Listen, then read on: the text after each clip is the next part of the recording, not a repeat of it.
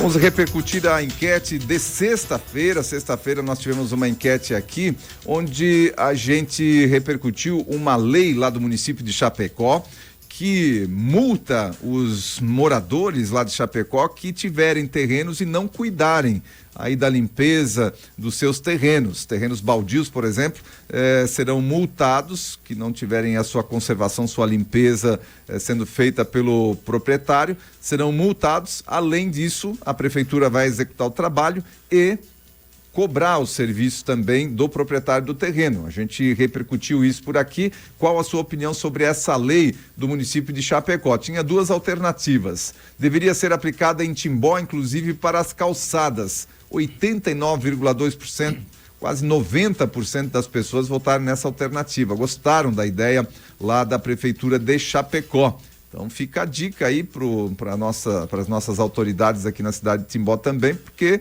olha aí, o pessoal aprovou a ideia lá de Chapecó. E com 10,8% sou contra, pois já se paga o IPTU, então estaria tudo certo, isso deveria já funcionar dessa forma.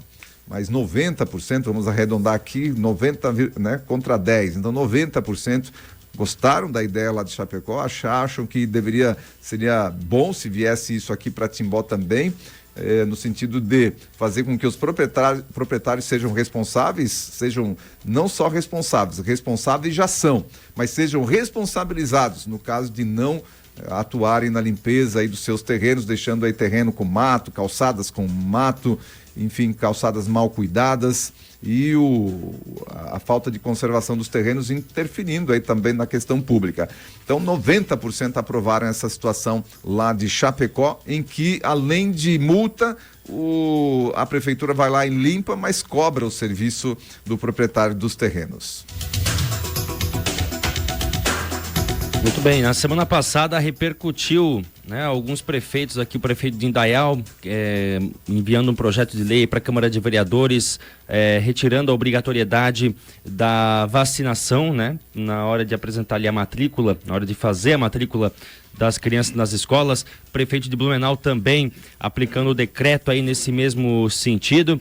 Pois bem, o Ministério Público de Santa Catarina se manifestou por meio dos seus centros aí de apoio operacional da saúde pública, da infância, juventude e educação, e defendendo aí que os decretos municipais que excluem a imunização contra o Covid-19 do rol de imunizantes obrigatórios são ilegais e inconstitucionais por afrontarem aí as legislações estadual e federal, além de contrariar tese fixada pelo STF. Em Blumenau, o prefeito Mário Hildebrand assinou um decreto informando que a vacinação não será obrigatória para matrículas nas escolas do município. Na sexta-feira, portanto, dia 2, após reunião virtual com os Centros de Apoio Operacional e promotores de justiça das áreas da saúde, da infância e juventude, a Subprocuradoria-Geral para Assuntos Institucionais do Ministério Público encaminhou aos órgãos de execução modelo de documento a fim de embasar possíveis recomendações a serem feitas aí aos gestores municipais que editarem as normas consideradas inconstitucionais. Muito embora a exigência de apresentação do calendário de vacinação, nenhuma hipótese deve obstar o ato da matrícula. Os pais ou autoridades competentes devem ser comunicados em caso de descumprimento do dever de proteção por meio da vacinação. De acordo com o Ministério Público de Santa Catarina, uma lei estadual, inclusive, atribui prazo de 30 dias para apresentação ou regularização do calendário de vacinação do aluno, devendo a escola, inclusive, comunicar ao Conselho Tutelar a omissão ilegal ou injustificada dos pais ou responsáveis. E os pais aí poderão ser multados, além de outras responsabilizações possíveis, se a criança não for vacinada nos casos exigidos. E nós vamos colocar aqui também, não só o prefeito de Blumenau, o prefeito de Indaial se manifestando, outros prefeitos, prefeito de Chapecó, vários prefeitos se manifestando a respeito dessa situação. O governador do estado também se manifestou. Então nós vamos assistir a manifestação do governador do estado, que já foi na semana passada também, que ele se manifestou a respeito dessa situação da imunização em Santa Catarina. Quero falar com você, catarinense, um assunto importante. Nenhuma escola de Santa Catarina vai recusar matrícula de nenhum aluno por falta de vacina. Aqui em Santa Catarina, a vacina não é obrigatória. Fica na consciência de cada catarinense a exercer o seu direito de cidadão e resolver sobre isso. Revoguei o ano passado um decreto que existia do governo anterior que obrigava os professores a se vacinar. Revoguei, dando autonomia e liberdade aos professores. Quem ensina pode resolver muito bem sobre isso na sua vida. Muito bem, essa foi a manifestação do governador do estado de Santa Catarina. Depois prefeitos também vieram aí, principalmente depois que um vídeo ali do Fritz que repercutiu nacionalmente, né, com uma conselheira tutelar falando que os pais podem ser presos, que esse discurso aqui do Ministério Público também de Santa Catarina. O que a gente tem a falar sobre isso é o seguinte: deveria ser preconizado sim a liberdade individual com relação a esse assunto. Agora, esse assunto virou pauta para discussão política. E quem está entrando aí com pedido junto ao Ministério Público é pessoal advogada do PSOL, que botou vídeo aí na rede social também, dizendo que os pais não têm o direito. Enfim, essa situação toda está repercutindo de um jeito e entrou no âmbito da discussão política, da discussão ideológica. E sabe o que está acontecendo com isso? Está afetando aquela situação da imunização de imunizantes que já eram utilizados há muito tempo, que já tem aí a sua eficácia comprovada, e até nesse âmbito deixou agora as pessoas aí com receio com relação à imunização. Então, olha o que toda essa discussão, o que tirar a liberdade das pessoas, porque antes não tinha essa pressão, nunca existiu essa pressão sobre esse assunto. E as pessoas faziam aí contra sarampo, contra outras doenças importantes, como a polio, por exemplo, que é uma bandeira do Rotary Clube Internacional. E hoje em dia essas vacinas esses imunizantes acabam sendo questionados também por conta dessa situação toda que se criou em cima de um imunizante, que existem casos aí de problemas causados por ele, enfim, e as pessoas ficaram com receio. E toda essa polarização em cima desse assunto acabou afetando a confiança naquilo que já se fazia. Ou seja, quando você quer tirar a liberdade das pessoas, quando você quer forçar muito uma situação, olha o mal que isso faz. Então, nós deveríamos voltar a uma situação de normalidade, as pessoas terem a liberdade de escolha. E aí, quando elas têm a liberdade de escolha e têm confiança em alguma coisa, a gente voltaria, né, a ter aquela situação de normalidade com relação a essa situação. Hoje nós não vivemos uma situação normal. Não é normal isso que a gente está vivendo aí. Não é normal essa pressão toda que se está fazendo em cima desse assunto. Não é normal.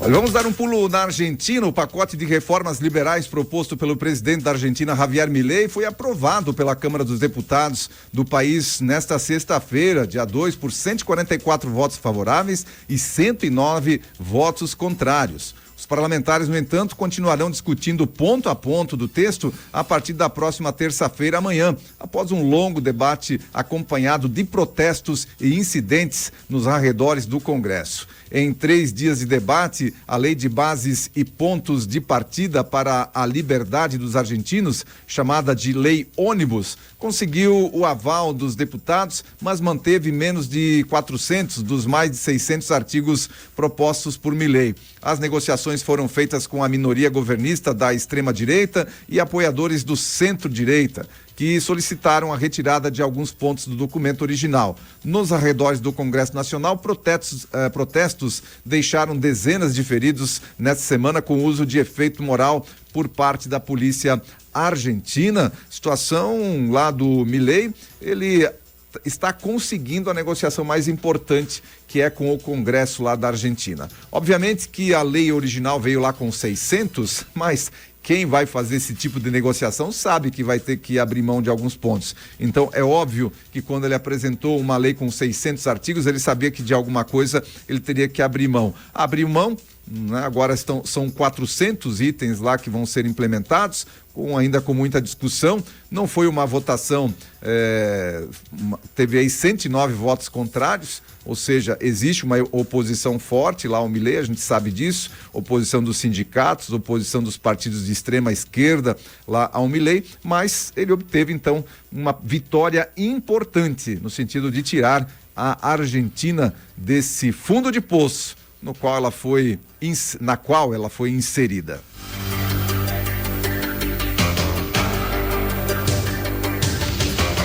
Olha, falando de Brasil, o governo envia ao Congresso aí um projeto para beneficiar bons contribuintes. As empresas que pagam os tributos em dia poderão ter redução de até 3% na contribuição social sobre o lucro líquido por 3 anos.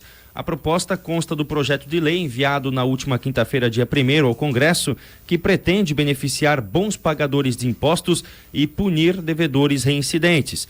Enviado com urgência constitucional, o texto foi apelidado de Projeto de Conformidade Tributária e Aduaneira. A Receita Federal dividiu a proposta em 3 eixos: conformidade, controle de benefícios e devedor contumaz. Segundo o secretário da Receita Federal, Robinson Barreirinhas, o projeto marca uma nova postura do fisco, menos punitiva e mais orientadora. Aqui eu abro aspas para o Robinson: o objetivo não é atingir as empresas que agem de boa fé, mas separar o joio do trigo e identificar os devedores que prejudicam a economia porque deixam de pagar imposto de forma estratégica. Quando vem do governo, nessa expressão separar o joio do trigo, mas qual é o lado que eles querem? Eles querem o joio ou querem o trigo, né? Fica essa pergunta. E a questão aqui é a seguinte: primeiro você atocha o empresário de imposto, até ele não aguentar mais. Aí você beneficia aquele que paga em dia. Né? O empresário não precisa desse tipo de lei aqui. O empresário precisa de uma lei justa para os impostos, que os impostos sejam cobrados de forma justa, na quantidade, e que eles sejam aplicados de forma eficaz pelo governo federal. Não adianta vir com uma carga tributária quase que impagável e agora vir com um presentinho para quem paga em dia. Bonitinho, parece bonitinho. Pois é, e aí em contraste com esta nova ação aí do governo, né? O STF também aceitou o pedido aí de 7 estados do Nordeste recentemente, mudou as regras para o repasse de recursos ali para o estado do Nordeste, principalmente no que diz respeito à educação, o que afetou, claro, milhares de cidades brasileiras. Só em Santa Catarina, um impacto negativo é de quase 180 milhões de reais. Por exemplo, Balneário Camboriú e Itapema perderam juntas 5.802.232 reais no orçamento de 2024 para educação. O resumo é simples: estados nordestinos que produzem menos riqueza e renda do que as outras regiões passam a receber o mesmo, proporcionalmente. A regra anterior, né, do repasse dos impostos era que destinava-se maiores valores para unidades da federação, para estados que mais arrecadavam impostos. Então agora, a pedido aí dos estados do Nordeste, 7 estados, o STF acabou alterando a forma de repasse de impostos para educação. Pois é, e vamos premiar aí quem paga em dia, para poder repassar menos recurso para quem paga em dia, né? Esse é o resumo da ópera. Esse é o contraste. Olha, e montadoras irão investir 41 bilhões no Brasil. Notícia boa. O governo federal anunciou nesta sexta que as montadoras de veículos irão aportar cerca de 41 bilhões em investimentos para o setor automotivo do país até 2032.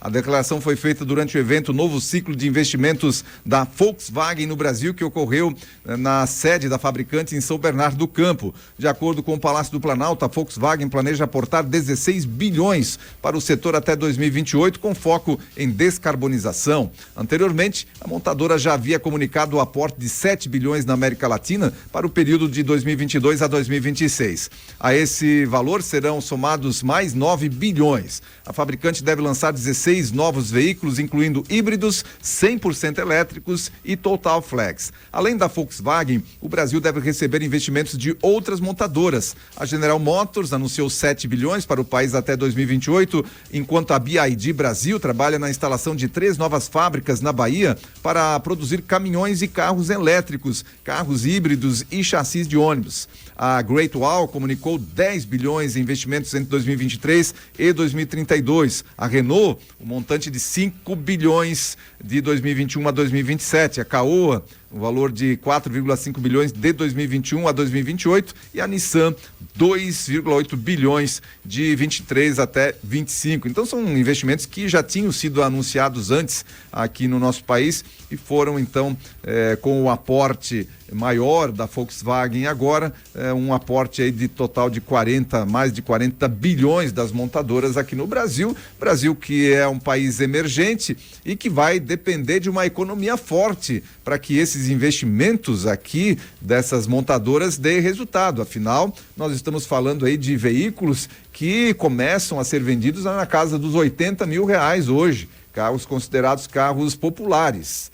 E aí, para que alguém possa comprar essa demanda de veículos, a nossa economia tem que estar boa. Então não adianta comemorar só a vinda dessas fábricas, o que é uma coisa boa exatamente, gera emprego. Essas fábricas também já estão vindo no vislumbre aí de que a reforma tributária está de alguma maneira beneficiando as montadoras aqui no Brasil, afinal elas têm um lobby muito grande lá no Congresso Nacional. E então é uma notícia boa, mas ao mesmo tempo nós precisamos de uma economia forte para que esses investimentos deem resultado para essas empresas e que elas realmente permaneçam aqui no país. Que é o grande X da questão. Iniciados há algumas semanas e intensificados nos últimos dias, os protestos de agricultores estão sendo realizados em várias cidades da Europa. Ao menos 1.000 agricultores foram em seus tratores para a capital da Bélgica, sede da União Europeia, protestar contra o aumento do custo de produção que se tornou frequente nos últimos anos, especialmente em razão de imposições ambientais. Na França, os protestos têm sido frequentes. Depois de Paris, os agricultores conseguiram alcançar o centro de Lyon. Diversos países europeus já registraram protestos de agricultores contra o aumento dos custos de produção e o aumento das obrigações ambientais. Na Alemanha, a mobilização começou ainda no ano passado, mas produtores rurais da Polônia, Romênia, Eslováquia, Hungria e Bulgária também estão descontentes. Nós não vemos muitas informações a respeito disso na nossa mídia tradicional, na grande mídia nacional aqui, mas a Europa está fervendo nesse sentido.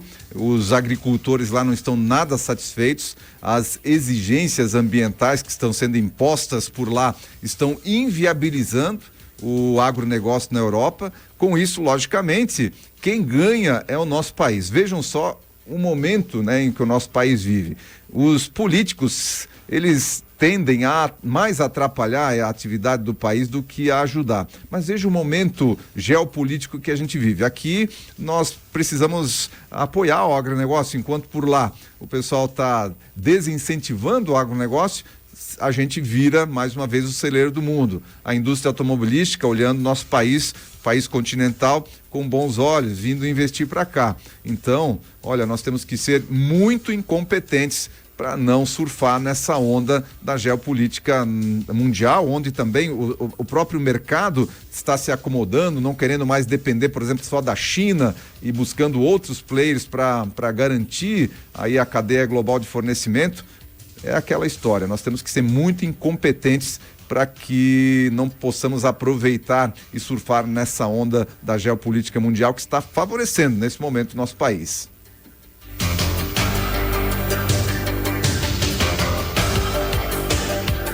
E olha, mortos por incêndios devastadores no Chile chegam a 64 e o número pode subir. Incêndios florestais que devastam o Chile, especialmente na região costeira de Valparaíso, deixaram pelo menos 64 mortos e destruíram mais de 1.000 casas. Seguindo informações do presidente Gabriel Boric, divulgadas ontem, domingo, o presidente disse que os números ainda crescerão significativamente nas próximas horas. E as autoridades afirmam que a tragédia é a pior desde o forte terremoto de 2010, que deixou 500 mortos no país. Bombeiros, soldados e brigadistas lutam para apagar vários incêndios no centro e no sul do país. A maior parte do fogo estava se espalhando na região costeira de Valparaíso, onde vivem quase 1 milhão de pessoas e onde ficam a sede do Congresso e um dos principais portos do país. Estamos juntos, todos nós, combatendo a emergência. A prioridade é salvar vidas, disse Boric em mensagem à nação. O presidente manteve o toque de recolher e disse que irá reforçar a presença militar na área mais afetada. Boric disse que havia decretado um período de luto nacional de 2 dias a partir de hoje, segunda-feira, porque todo o Chile está sofrendo e chorando nossos mortos. O incêndio também forçou o fechamento da refinaria Aconcagua, a segunda maior do país, localizada a cerca de 15 quilômetros ao norte da cidade costeira de Vinha del Mar, que foi fortemente afetada pelos incêndios. A ministra do Interior do Chile, Carolina Toá, disse no sábado ainda que 92 incêndios florestais estavam ocorrendo no centro-sul do país, onde as temperaturas foram anormalmente altas na semana que passou.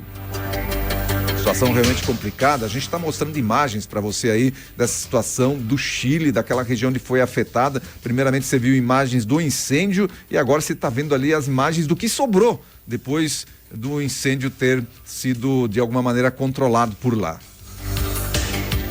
Muitas mortes e, segundo o próprio presidente do país, ainda pode aumentar esse número de mortes.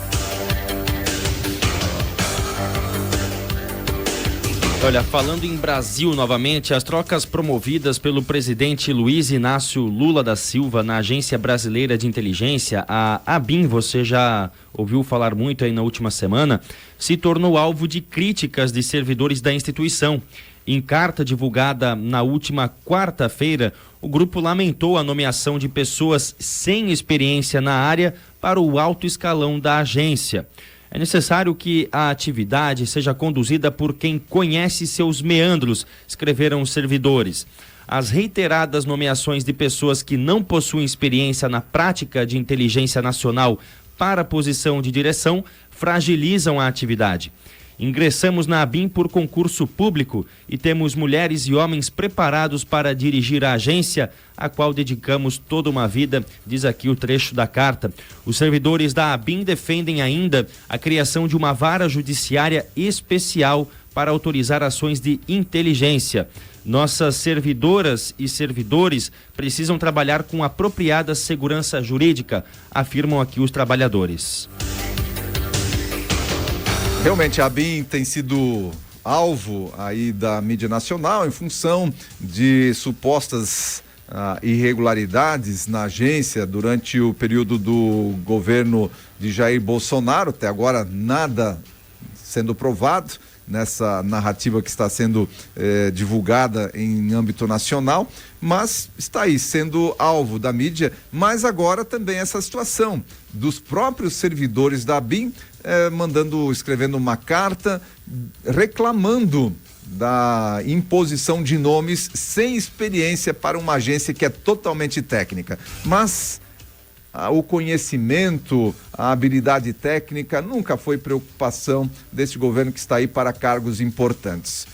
O problema ou a situação é que eles sejam apadrinhados políticos, que eles estejam do seu lado na questão política. Agora, se conhece alguma coisa ou não, isso é o que menos importa, e não sou eu que estou dizendo, são os servidores da própria ABIN reclamando das indicações de pessoas incompetentes para os cargos que estão assumindo.